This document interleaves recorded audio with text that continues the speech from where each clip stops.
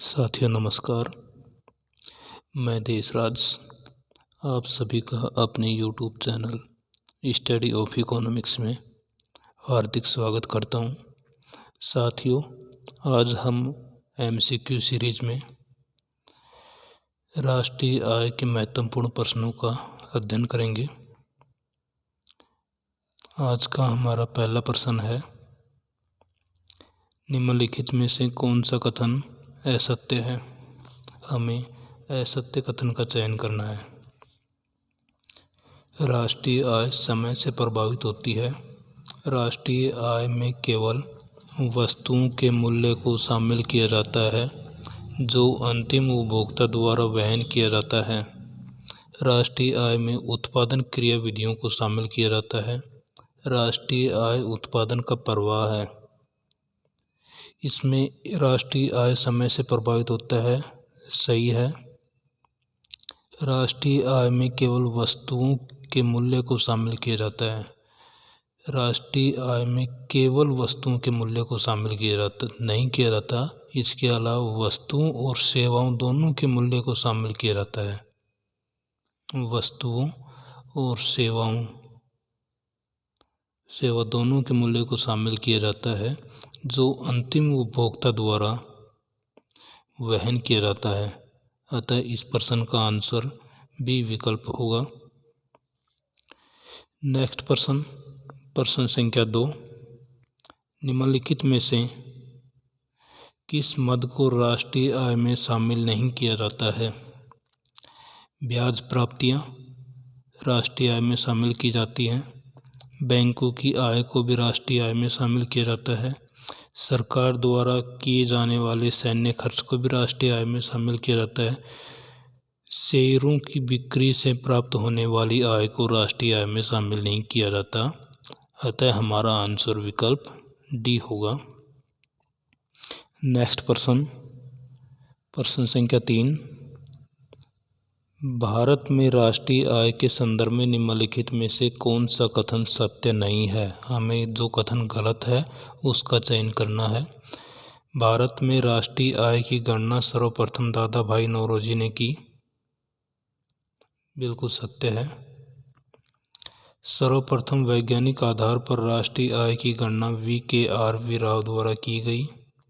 स्वतंत्रता के समय भारत में प्रति व्यक्ति आय 428 रुपये थी। दादा भाई नौरोजी ने प्रति व्यक्ति आय 20 रुपये बताई। इनमें से हमें असत्य कथन का चयन करना है। असत्य कथन का चयन करना है। साथियों, भारत में राष्ट्रीय आय की गणना सर्वप्रथम दादा भाई नौरोजी ने की थी 1868 में। दादा भाई नौरोजी ने अपनी पुस्तक poverty and unBritish rule in India में राष्ट्रीय आय को प्रति व्यक्ति राष्ट्रीय आय 20 रुपये बताई थी। सर्वप्रथम भारत में वैज्ञानिक आधार पर राष्ट्रीय आय की गणना 1931-32 में वी.के.आर.वी. राव द्वारा की गई। स्वतंत्रता के समय 1947 में भारत की प्रति व्यक्ति आय 428 रुपये थी। यह हमारा गलत है। स्वतंत्रता के समय प्रति व्यक्ति आय 428 रुपये नहीं थी, 228 रुपये थी। अतः हमारा विकल्प सी गलत है, बाकी 3 विकल्प सही हैं। नेक्स्ट प्रश्न संख्या 4, निम्नलिखित में से कौन सा कथन सत्य है? सत्य कथन का चयन करना है। राष्ट्रीय आय समिति की स्थापना 1949 में की गई थी। बिल्कुल सही है। राष्ट्रीय आय समिति की स्थापना 4 अगस्त 1949 को की गई। राष्ट्रीय आय समिति के प्रथम अध्यक्ष वी.के.आर.वी. राव थे। यह गलत है।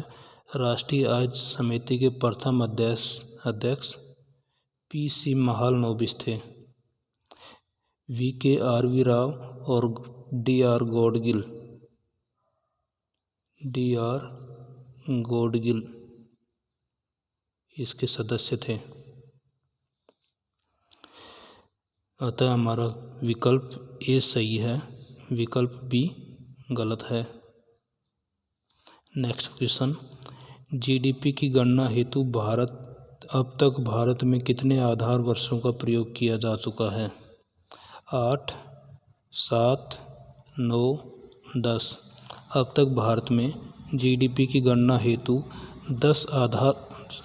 8 आधार वर्षों का चयन किया जा चुका है, जिसमें सबसे पहले जीडीपी का आधार वर्ष 1948-49, उसके बाद अगला आधार वर्ष लिया था 1960-61, तीसरा आधार वर्ष था 1970-71, चौथा आधार वर्ष था 1980-81, पांचवा आधार वर्ष 1993-94, छठा आधार वर्ष था हमारा 1999-2000, उसके बाद में 2004-05, और अंतिम हमारा जो आधार वर्ष है जो 2015 में लिया गया वह है 2011-12। अतः अब तक जीडीपी की गणना हेतु भारत में 8 आधार वर्ष का प्रयोग किया जा चुका है। नेक्स्ट प्रश्न, आधार वर्ष पर प्राप्त आय को क्या कहते हैं? आधार वर्ष पर प्राप्त आय को क्या कहते हैं? मौद्रिक आय, वास्तविक आय, जीडीपी डिफ्लेटर, उपरोक्त सभी। मौद्रिक आय होती है जो वर्तमान वर्ष पर ज्ञात की जाती है, उसे मौद्रिक आय कहते हैं। आधार वर्ष पर ज्ञात की जाने वाली आय को वास्तविक आय कहते हैं। अतः हमारा बी आंसर सही है। नेक्स्ट प्रश्न संख्या 7। पहला है, राष्ट्रीय आय की गणना एनएसओ द्वारा की जाती है। विदेशी मुद्रा में प्राप्त होने वाली आय की गणना आरबीआई द्वारा की जाती है। निम्नलिखित में से कौन सा कथन सत्य है? राष्ट्रीय आय की गणना एनएसओ द्वारा की जाती है, सही है। एनएसओ जिसकी स्थापना 23 मई 2019 को की गई है, 2019 को की गई। यह है सीएसओ और एनएसएसओ को मिलाकर बनाया गया है। सेकंड है, विदेशी मुद्रा में प्राप्त होने वाली आय की गणना आरबीआई द्वारा की जाती है, यह भी सत्य है। अतः विदेशी मुद्रा में प्राप्त होने वाली आय की गणना आरबीआई द्वारा की जाती है। अतः दोनों सही हैं। आंसर होगा एक और दो दोनों सत्य हैं। नेक्स्ट क्वेश्चन, हिंदू वृद्धि दर की संकल्पना किसके द्वारा दी गई? हिंदू वृद्धि दर की संकल्पना प्रोफेसर राजकृष्णा के द्वारा दी गई, जो इन्होंने अपने रिसर्च 1980 में अमेरिका में हिंदू वृद्धि दर के बारे में बताया था। निम्नलिखित में से किस विधि का प्रयोग भारत में राष्ट्रीय आय की गणना हेतु नहीं किया जाता? आय विधि, व्यय विधि, उत्पादन विधि, उपरोक्त में से कोई नहीं। राष्ट्रीय आय की गणना करने के लिए 3 विधियों का प्रयोग किया जाता है, आय विधि का, व्यय विधि का, उत्पादन विधि का। लेकिन भारत में राष्ट्रीय आय की गणना के लिए 2 विधियों का प्रयोग किया जाता है, आय विधि और उत्पादन विधि। अतः भारत में राष्ट्रीय आय की गणना के लिए व्यय विधि का प्रयोग नहीं किया जाता। प्रश्न संख्या 9 का आंसर विकल्प बी होगा। प्रश्न संख्या 10, निम्नलिखित में से कौन सा कथन असत्य है? असत्य कथन का चयन करना है। प्राथमिक तथा द्वितीयक क्षेत्र की गणना उत्पादन विधि से की जाती है, बिल्कुल सत्य है। सेवा क्षेत्र की गणना आय विधि से की जाती है। विनिर्माण क्षेत्र की गणना व्यय विधि से की जाती है, यहाँ पर तीनों विकल्प सही हैं। हमें असत्य कथन के बारे में पूछा गया है, तो उपरोक्त में से कोई नहीं आंसर होगा। अगला प्रश्न संख्या 11, निम्नलिखित में से किस क्षेत्र को भारतीय घरेलू सीमा में शामिल किया जाएगा? देश की भौगोलिक सीमा, सही है। विदेशों में स्थित भारतीय दूतावास को भी भारतीय घरेलू सीमा में शामिल किया जाएगा। इसरो द्वारा छोड़े गए उपग्रह, अंतरिक्ष में इसरो द्वारा छोड़े गए उपग्रह को भी भारतीय घरेलू सीमा में शामिल किया जाएगा। अतः यहाँ पर विकल्प सभी सत्य हैं। अगला प्रश्न, राष्ट्रीय आय लेखांकन का श्रेय किससे दिया जाता है?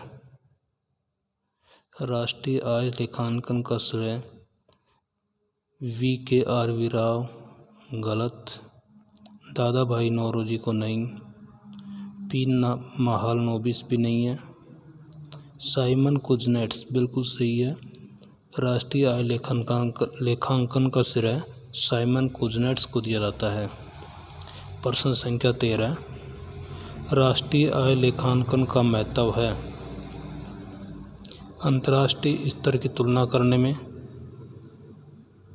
आर्थिक नीतियों के निर्माण में, व्यावसायिक निर्णय करने में। अतः उपरोक्त सभी आंसर राष्ट्रीय आय लेखांकन के महत्व में शामिल किए जाते हैं। इनके अलावा भी बजट निर्माण में सहायक है। राष्ट्रीय आय लेखांकन का नीतिगत मूल्यांकन में भी महत्व है। इसमें उपरोक्त सभी आंसर सही होगा। प्रश्न संख्या 14, निम्नलिखित में से कौन सा कथन सत्य नहीं है, अर्थात असत्य कथन का चयन करना है। जनवरी 2015 में CSO ने राष्ट्रीय आय की गणना विधि में परिवर्तन किया, सत्य है। जनवरी 2014 में CSO ने राष्ट्रीय आय की गणना विधि GDP से को GVA द्वारा गणना की, GDP की गणना GVA द्वारा की। जनवरी 2015 में CSO ने आधार वर्ष में परिवर्तन किया, यह भी सही है। जनवरी 2015 में CSO ने आधार वर्ष 2004-05 को बदलकर 2011-12 कर दिया, विकल्प बी भी सत्य है। 2018 में CSO ने दोबारा से राष्ट्रीय आय की पुरानी गणना विधि का प्रयोग शुरू किया। 2018 में GVA प्रणाली को दोबारा से बंद कर दिया गया। उपरोक्त में से कोई नहीं, अतः तीनों कथन सत्य हैं। आंसर डी विकल्प सही है। प्रश्न संख्या 15, निम्नलिखित में से कौन सा कथन असत्य है? GVA उत्पादकों के दृष्टिकोण से उत्पादन का अनुमान लगाता है, सत्य है। GDP उपभोक्ताओं के दृष्टिकोण से उत्पादित वस्तुओं व सेवाओं का अनुमान लगाता है, यह भी सत्य है। GVA को उत्पाद विधि की पूरक विधि भी कहते हैं, यह भी सही है। उपरोक्त में से कोई नहीं, अतः कोई भी कथन असत्य नहीं है। Answer D. हरित लेखांकन के संदर्भ में निम्नलिखित में से कौन सा कथन सत्य है? हरित लेखांकन बराबर सकल राष्ट्रीय उत्पाद माइनस पर्यावरण की हानि, सत्य है। हरित लेखांकन की प्रणाली UN द्वारा विकसित की गई, यह भी सत्य है। हरित लेखांकन पर्यावरणीय संशोधित आय के संकेतों की माप है, यह भी सही है। अतः उपरोक्त सभी विकल्प सत्य हैं। मशीन को किस श्रेणी में शामिल किया जाता है? वित्तीय पूंजी, वास्तविक पूंजी, संपत्ति, राष्ट्रीय आय। मशीन को वास्तविक पूंजी में शामिल किया जाता है। दोहरी गणना के परिणाम स्वरूप राष्ट्रीय आय पर प्रभाव पड़ता है। राष्ट्रीय आय का आकलन बढ़ जाता है, राष्ट्रीय आय का आकलन कम हो जाता है, असत्य है। राष्ट्रीय आय का सही आकलन होता है, यह भी गलत है। उपरोक्त में से कोई नहीं, अतः राष्ट्रीय आय का आकलन बढ़ जाता है। दोहरी गणना के परिणाम स्वरूप राष्ट्रीय आय का आकलन बढ़ जाता है। प्रश्न संख्या 19, निम्न में से कौन सा उदाहरण राष्ट्रीय आय की दोहरी गणना बताता है? आटा चक्की के मालिक द्वारा आटे की बिक्री, किसान द्वारा सिंचाई के लिए बिजली के उपयोग का भुगतान, किसान द्वारा कृषि उत्पाद की बिक्री। राष्ट्रीय आय की दोहरी गणना को बताता है आटा चक्की के मालिक द्वारा आटा की बिक्री। निम्नलिखित में से किसे जीएनपी की गणना में शामिल नहीं किया जाता? बंदूकों तथा टैंकों पर व्यय जीएनपी में शामिल किया जाता है। एक परिवार द्वारा लिम्का का क्रय करना भी जीएनपी में शामिल किया जाता है। एक अध्यापक की सेवाओं को जीएनपी में शामिल किया जाएगा। एक चुराई गई कार के लिए चुकाया गया मूल्य, इसे जीएनपी में शामिल नहीं किया जाएगा। अतः हमारा विकल्प डी आंसर सत्य है। प्रश्न संख्या 21, निम्न में से कौन सा कथन सही है? यदि राष्ट्रीय आय बढ़ती है तो प्रति व्यक्ति आय भी बढ़नी चाहिए। जनसंख्या बढ़ने पर प्रति व्यक्ति आय गिरनी चाहिए। यदि राष्ट्रीय आय में वृद्धि होती है तो लोगों का कल्याण भी बढ़ना चाहिए। उपरोक्त में से कोई नहीं। हमारा यहाँ पर आंसर होगा उपरोक्त में से कोई नहीं, क्योंकि यदि राष्ट्रीय आय बढ़ती है तो प्रति व्यक्ति आय भी बढ़नी चाहिए। जरूरी नहीं है कि राष्ट्रीय आय बढ़े तो प्रति व्यक्ति आय बढ़े, क्योंकि हो सकता है कि उस दौरान जनसंख्या में भी वृद्धि हो। जनसंख्या बढ़ने पर प्रति व्यक्ति आय गिरनी चाहिए। यह जरूरी नहीं है कि जनसंख्या बढ़ने पर प्रति व्यक्ति आय गिरे। अगर जनसंख्या बढ़ेगी, जनसंख्या में वृद्धि के साथ साथ यदि नेशनल इनकम में भी वृद्धि होती है तो प्रति व्यक्ति आय नहीं गिरेगी। यदि राष्ट्रीय आय में वृद्धि होती है तो लोगों के कल्याण भी बढ़ना चाहिए। जरूरी नहीं है कि राष्ट्रीय आय में वृद्धि हो और लोगों के कल्याण में भी वृद्धि हो, क्योंकि हो सकता है राष्ट्रीय आय में वृद्धि हो, उसकी तुलना में जनसंख्या में वृद्धि ज़्यादा हो तो लोगों के कल्याण में वृद्धि संभव नहीं है। अतः यहाँ पर उपरोक्त में से कोई भी कथन सही नहीं है। प्रश्न संख्या 22, अंतिम उपभोग हेतु मांग में उत्पन्न होती है। अंतिम उपभोग हेतु मांग केवल घरेलू क्षेत्र में उत्पन्न होती है, केवल सरकारी क्षेत्र में उत्पन्न होती है, ए और बी दोनों कोई नहीं। अंतिम उपभोग हेतु मांग घरेलू क्षेत्र और सरकारी क्षेत्र दोनों में उत्पन्न होती है। अतः हमारा आंसर ए एंड बी दोनों सत्य हैं। प्रश्न संख्या 23, जीएनपी एवं एनएनपी के मध्य अंतर किसके बराबर होता है? जीएनपी एवं एनएनपी के मध्य अंतर किसके बराबर होता है? तो एनएनपी बराबर जीएनपी माइनस मूल्यह्रास।